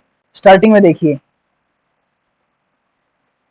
मैं कलर चेंज करके दिखाता हूँ, इतने के बदले इतना मिल रहा है, उसके बाद इतने के बदले इतना मिल रहा है भाई, बाद में इतने के बदले सेम अमाउंट में गैप अगर मैं रखूं, देखिए सेम अमाउंट में अगर मैं गैप रखूं, देखिएगा कुछ इतना भाई, तो क्या है नेक्स्ट टाइम ज्यादा मिला। अरे देखिए फर्स्ट टाइम क्या था भाई, इतना, यानी कि जब मैंने फर्स्ट टाइम इतना छोड़ा तो उसके बदले मिला मुझे इतना, सेकंड टर्म में इतना छोड़ने पर कितना मिला, उससे ज्यादा, थर्ड टाइम में भी अगर मैं इतना छोड़ू ना तो इससे भी ज्यादा, समझ रहे हो। तो इसको क्या बोलते हैं, डिक्रीजिंग अपॉर्चुनिटी कॉस्ट, यानी कि स्टार्टिंग में 1 यूनिट छोड़ने पर 1 मिली, सेकंड टाइम में 1 यूनिट छोड़ने पर 1.5 मिली, थर्ड टाइम में 1 यूनिट छोड़ने पर 3 मिली, समझ रहे हो? तो उसको क्या बोलते हैं, डिक्रीजिंग अपॉर्चुनिटी कॉस्ट। यानी कि मैं जैसे जैसे वेट का प्रोडक्शन बढ़ाता जाऊंगा तो अपॉर्चुनिटी कॉस्ट क्या रही है, डिक्रीजिंग। यानी कि जैसे जैसे मैं, मान लो एक वेट, यानी कि एक लेबर अबोडेंट कंट्री, एक कैपिटल अबोडेंट कंट्री है। तो कैपिटल अबोडेंट कंट्री अगर वेट मशीन का प्रोडक्शन करती है, तो जैसे जैसे मशीन का प्रोडक्शन करती जाएगी, उसकी पर क्वांटिटी मशीन का जो प्रोडक्शन है वो कॉस्ट क्या आएगी, पर क्वांटिटी कॉस्ट कम होती जाएगी। क्लियर? उसको क्या बोलते हैं, डिक्रीजिंग अपॉर्चुनिटी कॉस्ट। और जब डिक्रीजिंग अपॉर्चुनिटी कॉस्ट होती है तो पीपीएफ की शेप क्या होती है जी, कन्वेक्स टू द ओरिजिन। देखिएगा, अब देखिएगा, यहाँ पर क्या है मेरा मशीन, यहाँ पर क्या है वेट। अब देखिएगा, ये ए कंट्री का ए आइसो को, सॉरी पीपीएफ भाई, बी कंट्री का ब्लू से दिखा दो भाई। ये क्या आ गया मेरा बी कंट्री का। अब एक बात देखिएगा, जब डिक्रीजिंग अपॉर्चुनिटी कॉस्ट हो तो बोथ कंट्री फुल स्पेशलाइजेशन करती हैं। अरे क्यों भाई, कॉमन सेंस की बात है। जैसे जैसे आप किसी कम्युनिटी का प्रोडक्शन करते जा रहे हो, आपकी कॉस्ट कम होती जा रही है, तो आप उसका और प्रोडक्शन करोगे भी। कब तक प्रोडक्शन करोगे, जब तक आपके पास रिसोर्सेज है, या जब तक आपके पास बजट है भी उतना कि आप कॉस्ट बोल सकते हो भी इसको। जितना आपके पास बजट है तब तक आप उसका फुल स्पेशलाइजेशन करते जाओगे। तो क्या है, अगर डिक्रीजिंग अपॉर्चुनिटी कॉस्ट हो तो बोथ कंट्री फुल स्पेशलाइजेशन करती हैं। समझ गए भाई, समझ रहे हो ना? अगर डिक्रीजिंग अपॉर्चुनिटी कॉस्ट हो तो बोथ कंट्री फुल स्पेशलाइजेशन करेंगी। क्लियर? तो फुल स्पेशलाइजेशन करेंगी तो आपको एक बात का पता चल गया होगा यहीं से, क्या कि इंटरनेशनल ट्रेड लाइन है जो तो बोथ आइसोपोस्ट उनको टच करेगी। कर गई भी, देखिएगा, समझ रहे हो? ये क्या, TT, international trade line touch कर गई भी। अब वही सेम गेन्स फ्रॉम ट्रेड दिखाना भी मेरे को, तो गेन्स फ्रॉम ट्रेड दिखा दो भी। मान लो कहीं से, अरे किसी पॉइंट को पकड़ लो, जैसे देखिए मैं पहले रेड का दिखाता हूँ भाई। रेड मान लो भी डोमेस्टिकली यहाँ पर प्रोडक्शन कर रहा था, मान लो रेड जो है वो डोमेस्टिकली इस पॉइंट पर प्रोडक्शन कर रहा था, इस पॉइंट पर। क्लियर? यहाँ पर आइसो कोस्ट लाइन अगर आप दिखाना चाहो तो दिखा दो, ए मात्रा में आइसो कोस्ट लाइन यहाँ पर प्रोडक्शन करा था। तो डोमेस्टिकली उसको क्या था, देखिएगा भाई, A C D. Domestically AC के बदले, एसी मशीन के बदले कितना मिला था, सी डी। लेकिन after international trade C P कितना मिल रहा है भाई, एसी मशीन के बदले सीपी। यानी कि डीपी मात्रा में क्या है, गेन्स फ्रॉम ट्रेड किसका, ए कंट्री का। क्लियर है जी? इसी तरीके से अगर मैं बी का दिखाऊं तो बी मान लो भी इंटरनेशनल ट्रेड से पहले यहाँ पर प्रोडक्शन कर रहा था, इस पॉइंट पर। इस पर पॉइंट पर प्रोडक्शन करने का मतलब क्या है, इंटरनेशनल ट्रेड से पहले। ये बी नाम है भाई, बी एल, और इसको नाम दे दो भाई ई, कि अब इंटरनेशनल ट्रेड से before international trade B L मात्रा में वीट के बी एल वीट के बदले एल ई मात्रा में कैपिटल मिल रही थी। लेकिन after international trade same B L wheat के बदले कितना मिलेगा, और ये ब्लू कलर लेना था भाई, यहाँ पे आप कर लेना, ठीक है भाई।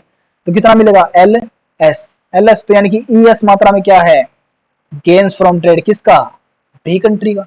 क्लियर है जी? तो ये थी भाई हमारी एबरलर की अपॉर्चुनिटी कॉस्ट थ्योरी, या इसको न्यू क्लासिकल थ्योरी भी बोलते हैं इंटरनेशनल ट्रेड की। क्लियर है जी सभी को? अगर इसमें फिर भी कोई डाउट हो तो आप मेरे को बता देना, कल दोबारा रिपीट करवा देंगे। क्लियर है जी? अब देखिएगा नेक्स्ट, तो अब देखिए दोबारा एक बार मैं रिपीट करवा देता हूँ सारा। देखिए सबसे पहले हमने किया मर्कलनिस्ट। मर्कलनिस्ट ने आते ही बोला भाई कि इंटरनेशनल ट्रेड जो है वो जीरो सम गेम है। इंटरनेशनल ट्रेड से क्या होगा, अगर आप इंटरनेशनल ट्रेड में इंपोर्ट करोगे तो आपको लॉस होगा। इंटरनेशनल ट्रेड जो जीरो सम गेम है, इसलिए आप सिर्फ और सिर्फ एक्सपोर्ट करते जाइए। एफ लिस्ट और एच मिल्टन जो थे वो क्या है, मर्कलनिस्ट टाइप के इकोनॉमिस्ट थे। ठीक है जी? उसके बाद एडम स्मिथ आया। एडम स्मिथ आते ही बोला भी मर्कलनिस्ट लोग जो, मर्कलनिस्ट जो थॉट है वो गलत है कि इंटरनेशनल ट्रेड से सिर्फ एक्सपोर्ट करने से बेनिफिट होता है। ये क्या बोलता है कि इंपोर्ट करने से भी बेनिफिट होता है। कब, अगर एक कंट्री के अंदर कोई दूसरी चीज सस्ती है, दूसरी कंट्री के अंदर दूसरी चीज सस्ती है, तो आपस में एक्सपोर्ट इंपोर्ट करें तो बहुत कंट्रीज को बेनिफिट होगा। ये आगे बोल दिया एडम स्मिथ ने एब्सोल्यूट कॉस्ट एडवांटेज के बेस पर। उसके बाद आया रिकार्डो। रिकार्डो आके क्या बोलते हैं भाई कि अगर एक कंट्री जो है दोनों ही चीज कम्युनिटी में एबोडेंट हो, अगर एक कंट्री जो है दोनों ही कम्युनिटी के प्रोडक्शन में क्या हो भाई, स्पेशलाइजेशन, सॉरी एफिशिएंट हो। एफिशिएंट का मतलब समझते हो, यानी कि एक कंट्री के अंदर दोनों ही वस्तुएं सस्ती प्रोड्यूस हो रही है दूसरी कंट्री के कंपैरिजन में, तो according to Adam Smith international trade होगा ही नहीं।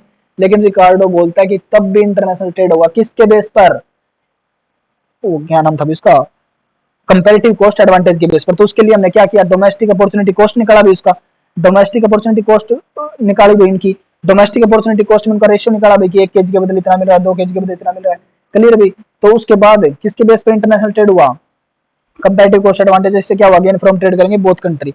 लेकिन इन्होंने अभी तक, हमने एबरलर की भी कर ली हुई, लेकिन अभी तक किसी ने ये नहीं बताया कि किस कंट्री को इंटरनेशनल ट्रेड से कितना बेनिफिट होगा, टर्म्स ऑफ ट्रेड कहां पर डिसाइड होगी, अभी तक इसका बात किसी ने नहीं की है। क्लियर, इसका डिस्कस भी हम आगे करेंगे। उसके बाद एबरलर आया, एबरलर ने आते ही बोला कि पहली बात तो ये है कि फैक्टर ऑफ प्रोडक्शन सिर्फ और सिर्फ लेबर नहीं होता, उसमें किसका भी रोल होता है, कैपिटल का भी रोल होता है। तो एक अजम्पशन ये दूर कर दी भी उनकी। सेकंड क्या बोला कि रियल लाइफ के अंदर सिर्फ और सिर्फ कांस्टेंट रेट एंड स्केल नहीं होता, इंक्रीजिंग भी होता है, डिक्रीजिंग भी होता है और कांस्टेंट भी होता है। क्लियर है जी। उसके बाद हमने तीनों का कर लिया भाई। अब उसके बाद आए भाई हेक्सर-होलिन थ्योरम। देखिएगा भाई, एक मिनट भाई।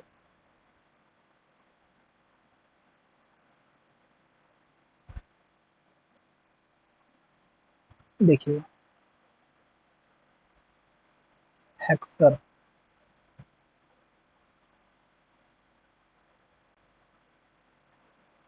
हेक्सर-होलिन थ्योरम, या इसको दूसरा किस नाम से भी जानते हैं भाई, HO theorem.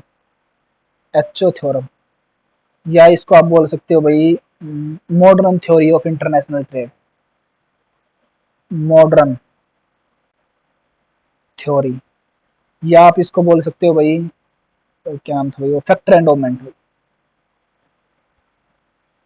Factor endowment, factor endowment theory of international trade, ये सब इसी के नाम है भाई। Heckscher Ohlin theorem, HO theory, modern theory of international trade, factor endowment theory of international trade. Clear है। एंडोमेंट का मतलब क्या होता है भाई, एंडोमेंट का मतलब होता है भाई जैसे कि प्रचुर मात्रा में बोल सकते हैं, या क्या बोल सकते हैं, भंडार बोल सकते हो। क्या होता है भाई, भंडार। अब देखिएगा फैक्टर एंडोमेंट थ्योरी, देखिएगा एचओ की भाई, एचओ थ्योरम देखिएगा। तो अभी अबरलर ने आके क्या बोला भाई, देखिए क्लासिकल थॉट में तो क्या बोला कि फैक्टर ऑफ प्रोडक्शन सिंगल होता है, ये वो। उसके बाद न्यू क्लासिकल आगे बोला फैक्टर ऑफ प्रोडक्शन दो होते हैं, लेबर और कैपिटल। क्लियर है। तो क्लासिकल थॉट और जो पीछे हमने अभी न्यू क्लासिकल थॉट किया, इन्होंने क्या बोला भाई कि एक कंट्री उस चीज का प्रोडक्शन करती है जो उसके अंदर सस्ता प्रोड्यूस होता हो या उसकी कॉस्ट कम आती हो। क्लियर है।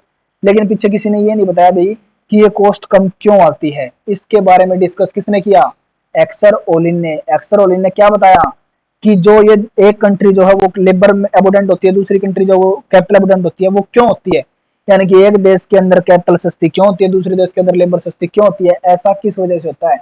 तो इसके लिए दो क्राइटेरिया देता है, प्राइस क्राइटेरिया और फैक्टर क्राइटेरिया। दूसरे एजम्पशन ये बोलता है भाई कि रियल लाइफ के अंदर ना तो कांस्टेंट इंक्रीजिंग अपॉर्चुनिटी होती है, ना डिक्रीजिंग कॉस्ट होती है, ना इंक्रीजिंग कॉस्ट होती है। सॉरी, क्या बोलता है भाई कि रियल लाइफ के अंदर सिर्फ और सिर्फ इंक्रीजिंग अपॉर्चुनिटी कॉस्ट होती है, ना डिक्रीजिंग होती है और ना ही कांस्टेंट होती है। कि इंक्रीजिंग कॉस्ट का मतलब क्या है कि जैसे जैसे हम किसी कमोडिटी का प्रोडक्शन बढ़ाते जाते हैं, तो एक एक टाइम में तो क्या होता है, स्टार्टिंग में तो सस्ता मिलता है, लेकिन उसके बाद वो जैसे जैसे उसका प्रोडक्शन बढ़ाएंगे, हमारी कॉस्ट उसको प्रोड्यूस करने की बढ़ती जाएगी। ये रियल लाइफ का फिनोमेना लेके चलता है भाई एचओ थ्योरम, इसलिए इसको क्या बोलते हैं, modern theory of international trade. Clear है भाई। देखिए एबरलर ने आते ही क्या बोला कि तीनों तरीके की कॉस्ट होती है, लेकिन ये मॉडर्न थ्योरी में क्या बोला गया, सिर्फ रियल लाइफ के अंदर इंक्रीजिंग कॉस्ट होती है, एग्जिस्ट करेगी। क्लियर है। तो अब देखिए इसने दो क्राइटेरिया दिए थे भाई। क्राइटेरिया किस चीज के दो क्राइटेरिया, कि अभी तक पीछे जितनी भी हमने थ्योरी की है उनमें किसी ने ये नहीं बताया कि एक देश लेबर का प्रोडक्शन क्यों करता है, लेबर एबोडेंट कमोडिटी का प्रोडक्शन क्यों करता है, दूसरा देश जो है वो कैपिटल एबोडेंट कमोडिटी का प्रोडक्शन क्यों करता है। ये आते ही बोलता है भाई कि एक कंट्री जो है लेबर एबोडेंट का प्रोडक्शन क्यों करती है और कैपिटल एबोडेंट का प्रोडक्शन क्यों करती है, वो देखिए। तो ये दो क्राइटेरिया देता है जी। फर्स्ट क्राइटेरिया देता है भैया प्राइस क्राइटेरिया, प्राइस क्राइटेरिया देखिएगा। क्राइटेरिया का मतलब समझना क्या बोलता है, यानी कि ये दो रीजन देता है किस चीज के, कि एक कंट्री जो कैपिटल का प्रोडक्शन क्यों करते हैं, कैपिटल एबोडेंट गुड्स का प्रोडक्शन क्यों करता है, दूसरी कंट्री लेबर एबोडेंट का प्रोडक्शन क्यों करती है। तो अब देखिएगा जैसे मान लो अगर आपको कोई इस तरीके से दे दे भाई, पीके पीएल ए कंट्री। पीके का मतलब क्या है, price of capital for A country divide by price of capital, sorry price of labour A country. अगर ये ग्रेटर देन है price of capital B country divide by price of labour B country, तो आप मुझे बताइएगा A country और B country दोनों में से कौन सी कैपिटल एबोडेंट है, कौन सी लेबर एबोडेंट है। एग्जाम के अंदर आपको डायरेक्ट ऐसा दे दिया गया, मान लो ये सिचुएशन दे दी गई आपको और आपसे पूछे कि ए कंट्री कैपिटल एबोडेंट है या बी कंट्री कैपिटल एबोडेंट है, अगर मैं इंडिया बात करूं कि ए कंट्री के अंदर कैपिटल ज्यादा है या बी कंट्री के अंदर कैपिटल ज्यादा है, तो आप कैसे बता पाओगे? बताइएगा, सोचिएगा आप, सोचो भाई। देखो भाई, अगर ये इस तरीके से दे रखा हो, ये क्या प्राइस ऑफ कैपिटल, ये क्या प्राइस ऑफ लेबर, अगर ये ग्रेटर देन है, अगर ये ग्रेटर देन दे रखा है आपको, तो इसका मतलब क्या है कि ए कंट्री के अंदर प्राइस ज्यादा है किसके, कैपिटल के। अरे पी के डिवाइड बाई पी एल, ये रेशियो कब ज्यादा होगा? जब, मैं देखिएगा कलर अलग यूज करता हूँ, ब्लू कलर देखिए, ये कब ज्यादा होगा?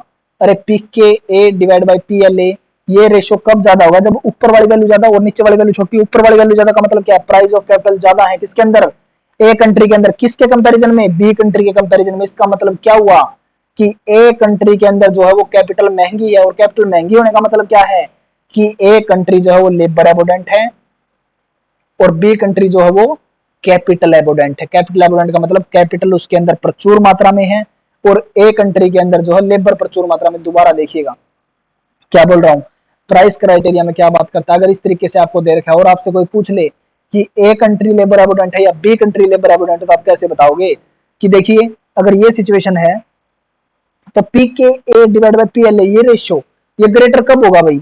अरे ये ग्रेटर कब होगा? जब ऊपर वाला वैल्यू ज्यादा हो, यानी कि ये वैल्यू ज्यादा हो। ये वैल्यू कब ज्यादा होगी? जब प्राइस ऑफ कैपिटल ज्यादा, किससे? प्राइस ऑफ लेबर से।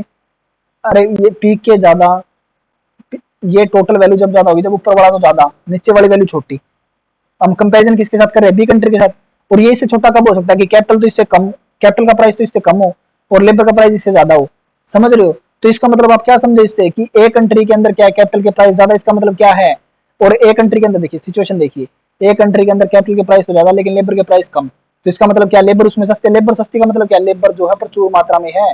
तो इसलिए ए कंट्री क्या है? लेबर एबोडेंट, और बी कंट्री क्या है? कैपिटल एबोडेंट। तो ये क्या बोलता है भाई एक्सर रोलिंग, प्राइस प्राइस क्राइटेरिया के अंदर, कि जिस कंट्री के अंदर जो चीज सस्ती होती है, सॉरी भाई देखिए क्या बोलता है, एक मिनट भाई।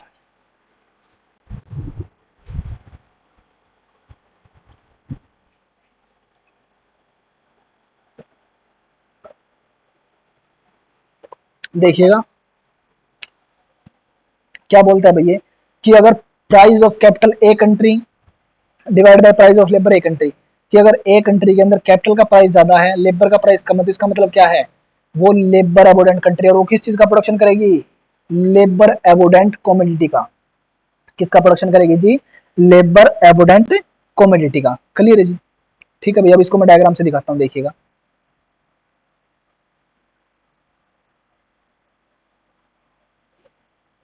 ये रीजन देता है भाई कि एक कंट्री जो है वो लेबर वाली का प्रोडक्शन क्यों करती है, और दूसरी कंट्री जो है वो कैपिटल वाली का प्रोडक्शन क्यों करती है, वो देखिएगा आप। कैपिटल,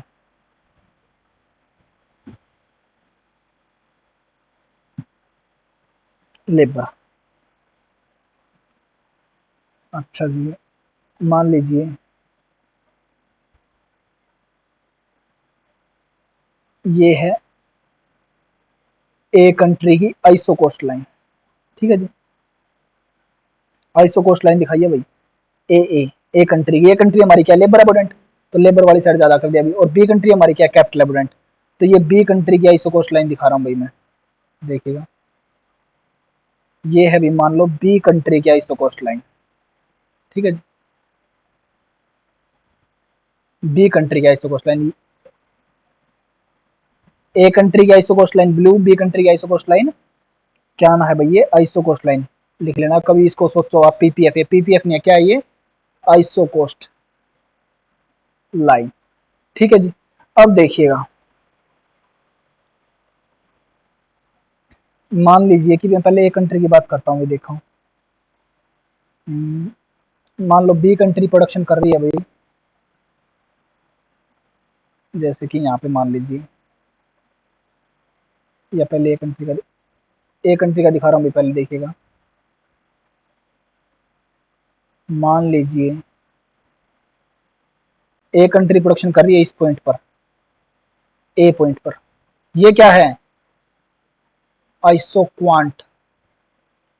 अरे आइसो कोस्ट आइसो क्वांट को टच करता है, वहीं पर तो प्रोडक्शन होता है भाई। प्रोड्यूसर ऑप्टिमाइजेशन की कंडीशन है ना ये। अरे पीछे करवा के आ चुका। प्रोड्यूसर ऑप्टिमाइजेशन की कंडीशन क्या होती है? जहाँ पे isocost line isoquant को टच करे। और कंज्यूमर ऑप्टिमाइजेशन की कंडीशन क्या क्या है, जहां पर बजट लाइन को टच करे क्या, इंडिफरेंस कर्व, जहां पर बजट लाइन का स्लोप किसके इक्वल हो जाए, इंडिफरेंस कर्व के स्लोप के। अब देखिएगा आइसो कॉस्ट और आइसो क्वांट आ गए भाई। तो एक कंट्री कहां पर प्रोडक्शन कर रही है, इस पॉइंट पर, क्लियर है जी। एक कंट्री प्रोडक्शन कर रही है भाई, एक मिनट भाई,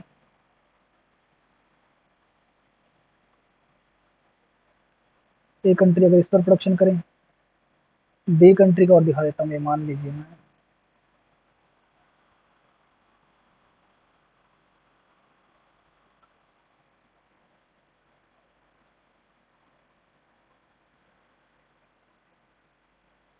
मान लीजिए बी कंट्री का ये है भाई, ये यहाँ पर प्रोडक्शन कर रही है, ठीक है। बी कंट्री का आइसो कॉस्ट आइसो क्वांट भाई रेड कलर में, ठीक है भाई। अब आप एक चीज, एक मिनट भाई, अगर आप थोड़ा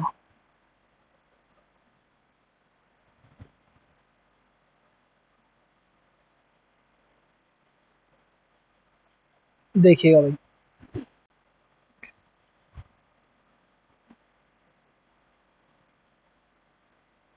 देखिएगा अगर ए कंट्री, ये मान लो ए कंट्री क्या लेबर अबोडेंट लिया ना, ए कंट्री लिए लेबर अबोडेंट यानी कि वीट के प्रोडक्शन में, तो मान लो ये आइसोक्वांट लाइन शो कर रहा है भाई, अरे ए कंट्री का आइसोक्वांट कौन सा है, ब्लू कलर का भाई, तो ये मान लो कर रहा है भाई वीट को, 10 क्वांटिटी ऑफ वीट।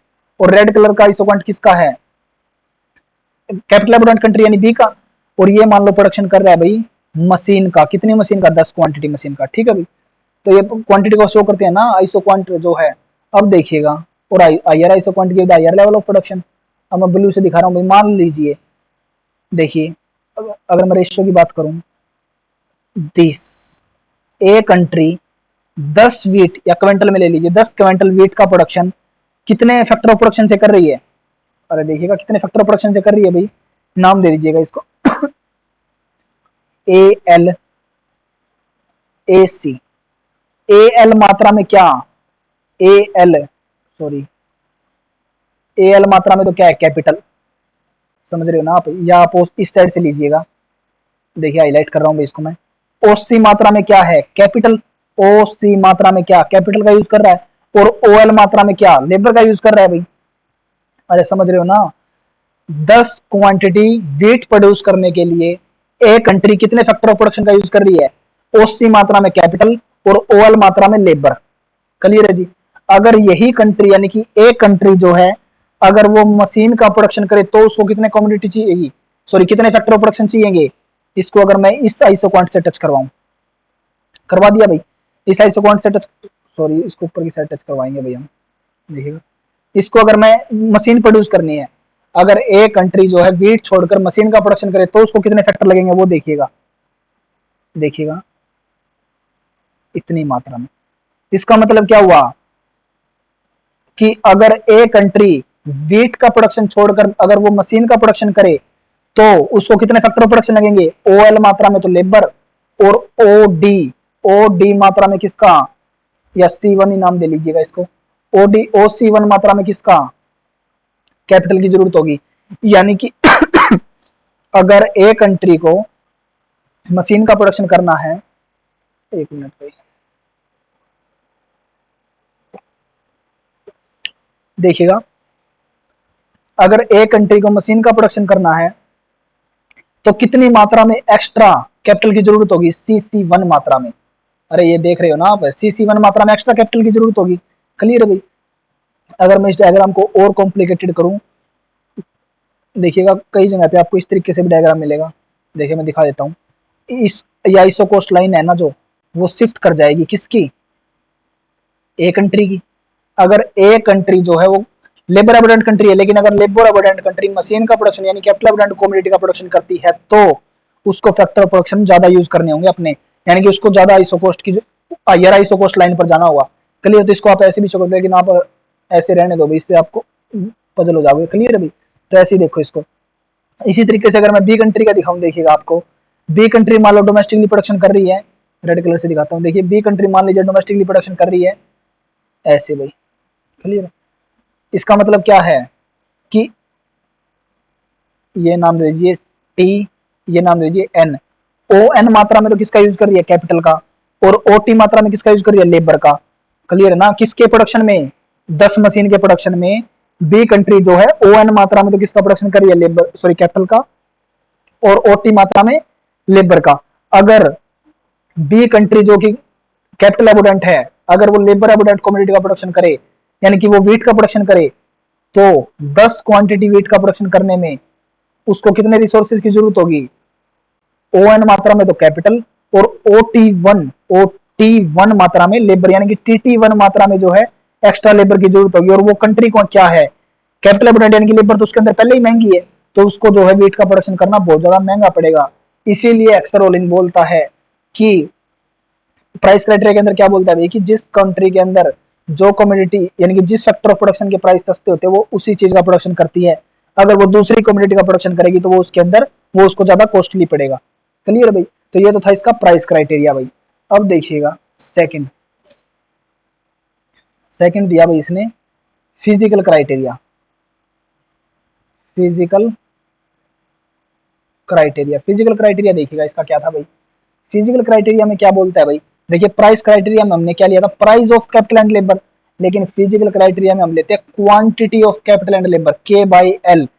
के का मतलब है कैपिटल की क्वांटिटी, एल का मतलब है लेबर की क्वांटिटी। मान लीजिए ए कंट्री में है, किसका रेशियो है भाई, ये रेशियो कैपिटल लेबर रेशियो, किस सेंस में, क्वांटिटी की सेंस में। अगर ये रेशियो जो है वो लेस देन हो किससे, इस रेशियो से, तो अब इसका मतलब आप मुझे बताइएगा क्या है, किस कंट्री के अंदर क्या ज्यादा है। अरे माइंड में ये बात फिट कर लीजिएगा, यहाँ पर प्राइस नहीं गिवन, केपी और एलपी गिवन नहीं है, यहाँ पर क्या गिवन है, सिर्फ के और एल। इसका मतलब आप क्या समझोगे, ये कौन सा क्राइटेरिया की बात है, फिजिकल क्राइटेरिया, यानी किस सेंस में, क्वांटिटी यानी कि मात्रा की सेंस में। अगर इस मात्रा की, अगर क्वांटिटी की सेंस में आपको इस तरीके से दे दिया जाए और पूछे कि ए कंट्री लेबर एविडेंट है या बी कंट्री, तो आप बता सकते हो ना।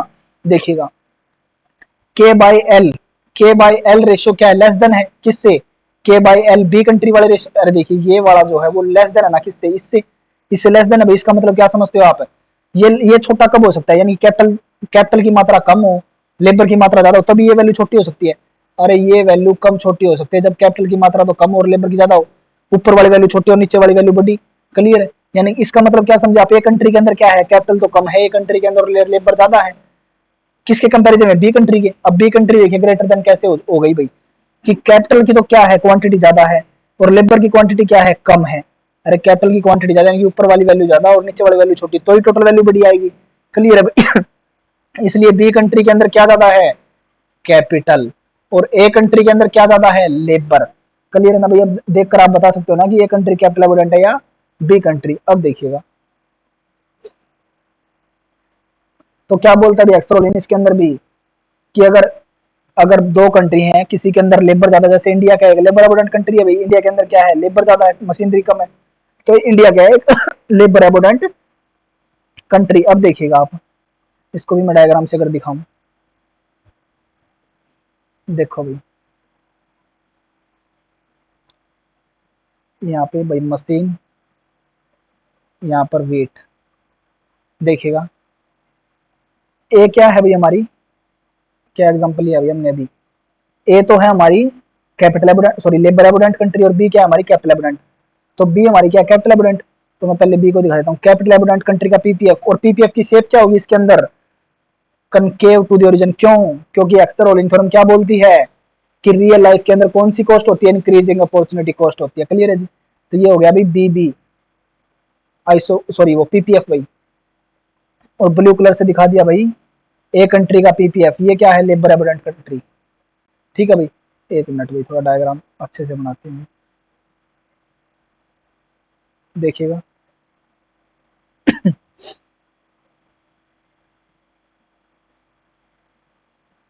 देखिएगा भाई दिस, ये इसको मैं और थोड़ा देखिएगा भाई, दोबारा देखो, मशीन वेट, ए कंट्री का भाई सॉरी बी कंट्री का भाई, बी कंट्री क्या है हमारी कैपिटल एबोडेंट। अब मैं बना रहा हूँ भाई ए कंट्री का,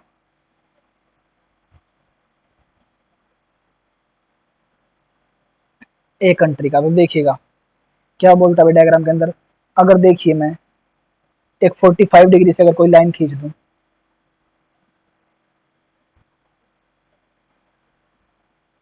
इसको नाम दे दो भाई ओ आर नाम दिया जैसे मैंने, क्लियर है। तो इसका मतलब देखिएगा क्या है, ये डायग्राम से भी स्पष्ट पता लगता है भाई, यानी कि इनकी जो पीपीएफ की शेप है उससे भी साफ पता लगता है कि ए कंट्री के अंदर लेबर है ज्यादा है या बी कंट्री के अंदर लेबर ज्यादा, वो देखिएगा आप। देखो, अगर दोनों जो देश है भाई वो दोनों ही वस्तुओं का उत्पादन करें, यानी कि जो बोथ कंट्री है वो इंटरनेशनल ट्रेड ना करे और खुद डोमेस्टिकली प्रोडक्शन करे both country, sorry both community का, तो देखिए कैसे प्रोडक्शन करेंगे। अगर मैं ए कंट्री की बात करूँ तो ए कंट्री की जो आइसो कोस्ट लाइन है वो किस तरीके की होगी, इस तरीके की भाई, ए नाम दे दीजिएगा इसको, ए नाम दे दीजिएगा, क्लियर है। अब और बी कंट्री की कैसे होगी भाई, मान लीजिए बी कंट्री प्रोडक्शन कर रही है यहाँ पर इस पॉइंट पर, तो बी कंट्री की जो आइसो कोस्ट लाइन है वो इस तरीके की होगी भाई, बी, मान लीजिए बी कंट्री यहाँ पर प्रोडक्शन कर रही है ई वन पर और ए कंट्री कर रही है ई पर, क्लियर है भाई। तो देखिएगा ए कंट्री की जो आइसो कोस्ट लाइन है, ए कंट्री की जो आइसो कोस्ट लाइन का स्लोप है वो क्या है, फ्लैट, सॉरी फ्लैट है ना भाई, अरे फ्लैट का मतलब क्या होता है, जिस पे ढलान कम हो, स्टीप का मतलब क्या होता है, जिस पे ढलान ज्यादा हो, आप पीछे करके आ चुके भाई सर, स्टीप और फ्लैट है, क्लियर है भाई। तो बी यानी कि बी कंट्री की जो बजट लाइन, सॉरी बजट नहीं भाई, आइसो कोस्ट लाइन का स्लोप जो है वो क्या है, ज्यादा है, किसके कंपैरिजन में, ए कंट्री की बजट आइसो कोस्ट लाइन के कंपैरिजन में। तो अब देखिएगा ये स्लोप क्या बताता है भाई हमें, देखिएगा ये स्लोप क्या बताता है भाई हमें, एक मिनट भाई, slope of A isocost line, देखिएगा भाई ए आइसोकोस्ट लाइन का स्लोप क्या हो गया भाई, labour by, sorry capital by labour होता है। तो ए कंट्री के अंदर, सॉरी पहले मैं किसका निकाल रहा हूँ भाई, ए का, यस चलो ए कंट्री का निकाल लो भाई पहले। तो K by L, K by L, अरे दोबारा देखो भाई पजलिंग, देखिएगा ए कंट्री की slope of a isocost line, slope क्या होता है भाई, के बाई एल यानी कैपिटल लेबर रेशियो। तो ए कंट्री के अंदर क्या है, कैपिटल क्या है कम, लेबर क्या है ज्यादा, अरे ए कंट्री के अंदर कैपिटल तो है कम, लेबर ज्यादा, क्यों, क्योंकि ए कंट्री क्या है, लेबर एबोडेंट है ना, अरे देखिए पीछे हमने अभी ये किया, तो ए कंट्री क्या है, लेबर एबोडेंट है, क्यों, क्योंकि इसके अंदर लेबर की क्वांटिटी ज्यादा है, कैपिटल की क्वांटिटी कम है। तो ये पता इसकी आइसोकोस्ट लाइन से भी यानी कि पीपीएफ की शेप से भी पता लगा सकते हो आप। देखिएगा के बाई एल, ये के बाई एल रेशियो क्या आएगा, स्मॉल आएगा, क्यों, क्योंकि के की मात्रा तो क्या है कम, एल की यानी कि ऊपर वाली वैल्यू छोटी नीचे वाली वैल्यू बड़ी, तो टोटल वैल्यू छोटी, टोटल वैल्यू छोटी का मतलब क्या है, स्लोप क्या, फ्लैट, यानी कि इसकी आइसोकोस्ट लाइन का स्लोप क्या आएगा, फ्लैट। इसी तरीके से अगर मैं बीबी यानी कि बी कंट्री की आइसोकोस्ट लाइन का स्लोप निकालूं, बी कंट्री की आइसोकोस्ट लाइन का अगर मैं स्लोप निकालूं तो देखिएगा रेशियो क्या हुआ, के बाई एल। तो बी कंट्री के अंदर क्या है, कैपिटल तो ज्यादा है लेबर कम, कैपिटल ज्यादा लेबर कम, ऊपर वाली वैल्यू ज्यादा नीचे वाली वैल्यू कम, तो टोटल वैल्यू ज्यादा, टोटल वैल्यू ज्यादा का मतलब क्या, स्लोप ज्यादा, स्लोप ज्यादा यानी कि आइसोकोस्ट लाइन का स्लोप क्या होगा भाई इसमें, स्टीप, और इसका स्लोप क्या होगा, फ्लैट। तो इनके जो स्लोप है ना फ्लैट और स्टीप, वो भी हमें क्या बताते हैं कि इस कंट्री के अंदर क्या ज्यादा है। अगर आपको कोई बोल दे कि बी कंट्री की जो आइसोकोस्ट लाइन का स्लोप है वो ज्यादा है as comparison to A country, तो इसका मतलब आप क्या समझोगे कि बी कंट्री के अंदर कैपिटल क्या है, ज्यादा है, स्लोप क्या होता है हमारा, के बाई एल, याद रखना कैपिटल बाई लेबर, ठीक है जी। तो ये था इसका फिजिकल, अरे सिंपल सा देखो, एक्सर रोलिंग थ्योरम में क्या बताता है भाई, एक्सर रोलिंग थ्योरम या मॉडर्न थ्योरी क्या बोलती है, फैक्टर एंडोमेंट थ्योरी क्या बोलती है भाई, कि अभी तक पीछे जितने भी इकोनॉमिस्ट आए उन्होंने सभी ने क्या बोला कि एक कंट्री किसका प्रोडक्शन करेगी, जो उसके अंदर सस्ता हो, लेकिन कोई भी ये नहीं बताता भी वो सस्ता क्यों होता है। तो ये दो क्राइटेरिया देता है सस्ता क्यों होता है, दो क्राइटेरिया क्या देते हैं, price criteria, physical criteria. Price criteria में तो क्या ले लेता है, प्राइस की सेंस में ले लेता है, फिजिकल क्राइटेरिया में क्वांटिटी की सेंस में ले लेता है। बात एक ही है, जिस देश के अंदर लेबर ज्यादा होगी वहां पर लेबर की जो कॉस्ट है वो सस्ती होगी, जिस देश के अंदर कैपिटल ज्यादा होगी वहां पर कैपिटल की कॉस्ट सस्ती होगी। तो इसने दो क्राइटेरिया के अंदर डिवाइड कर दिया, एक प्राइस क्राइटेरिया और एक capital criteria, sorry physical criteria, clear. अभी सेकंड ये क्या बताता है कि रियल लाइफ के अंदर सिर्फ और सिर्फ इंक्रीजिंग रिटर्न टू स्केल लगता है, यानी कि इंक्रीजिंग अपॉर्चुनिटी कॉस्ट होती है, इसलिए वो इसके पीपीएफ की शेप क्या होगी भी, concave to the origin, clear है भाई। तो इसलिए इसको क्या बोलते हैं, modern theory of international trade. Clear है जी। तो आज आप ये 2 थ्योरी कीजिएगा, अगर इसके अंदर कोई भी प्रॉब्लम हो तो आप मुझको बताइए। Thank you.